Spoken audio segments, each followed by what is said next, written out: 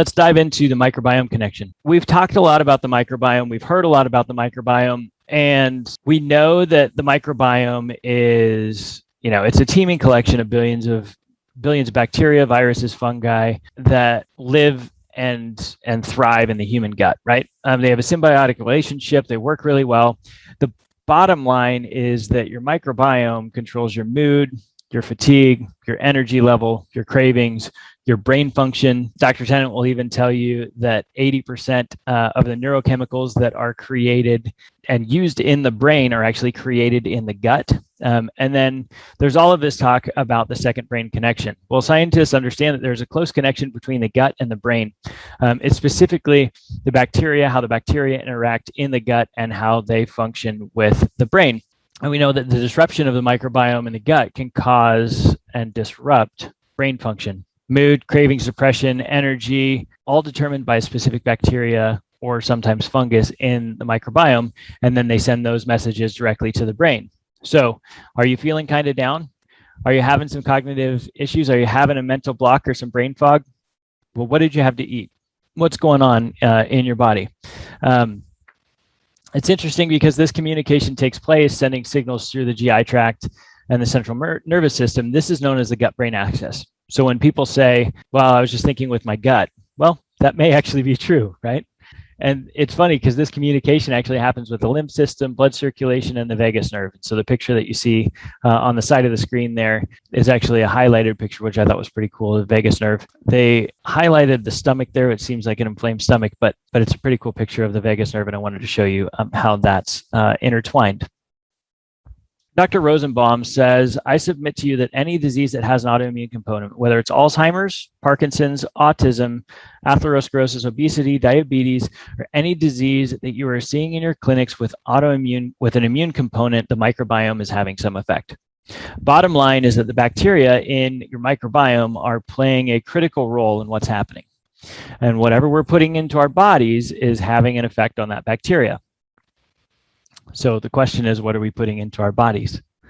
Well, we live in an industrialized society. We have everything that's manufactured, including our food.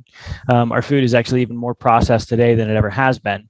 And there's several things that can impact the bacteria or the microbiome on the food that we eat. And again, this matters because that microbiome is actually what's sending messages to our brain. So we want to make sure that everything's clear there. So we know that GMO crops can have negative impact on both the foods that we eat and our bodies. We know that pesticides or weed killer kills the bacteria in the body, and then when that bacteria is no longer present, it's not there to help create enzymes to help break down food or other biological processes that need to happen, like creating biosalts. This can lead to additional issues as we move down the line, which could be autoimmune issues, leaky gut, brain fog. We have a study that we're going to talk about later that's actually linked to memory and dementia from killing specific bacteria in the gut. And we know that foods cooked in additional food, sugars or fats can cause damage to microbes in the digestive tract. We can help reproliferate this with, diverse probiotics, a diverse diet, and helping support that with good, healthy fiber to help re-cleanse and clear out the gut. An example of this is glyphosate. So I want to just walk you through this process, kind of what happens. So in the body, we have glyphosate. It kills off the beneficial bacteria. Let's take an example as bifidobacteria and lactobacillus. Both are very important to the microbiome. When those die off, you still need the enzymes, but the bacteria are used to help create enzymes. Well, we don't have those enzymes now present. And so lactobacillus creates special enzymes that break down milk casing proteins. And when those enzymes are missing, then babies, as an example, can create milk protein or lactose intolerance. Then if you happen to have that in your diet, it causes inflammation. That sends negative signals through the gut up into the brain and can cause some issues. If we take that a step further, then we can actually take it a step further and get into leaky gut, which is where we have pathogens that take hold because the beneficial bacteria are weak or gone. And then those pathogens can induce leaky gut, inflammatory gut, or allow additional things to come into the system. So it's important we make sure that we actually take care of the gut overall so that our brains can function as they should. Now, one of the things that we have that can help support this is Dr. Tennant's microbiome support. Now, a couple things that I want to point out here that are specifically targeting brain health. So we have glutamine, We have whole vitamin C. We have vitamin D3, which we know vitamin D3 is critical, both for the liver, it's both for the body and for the brain. And so when we look at these things, we want to make sure that we have that. We also have humic and fulvic acids to help transport that through the system.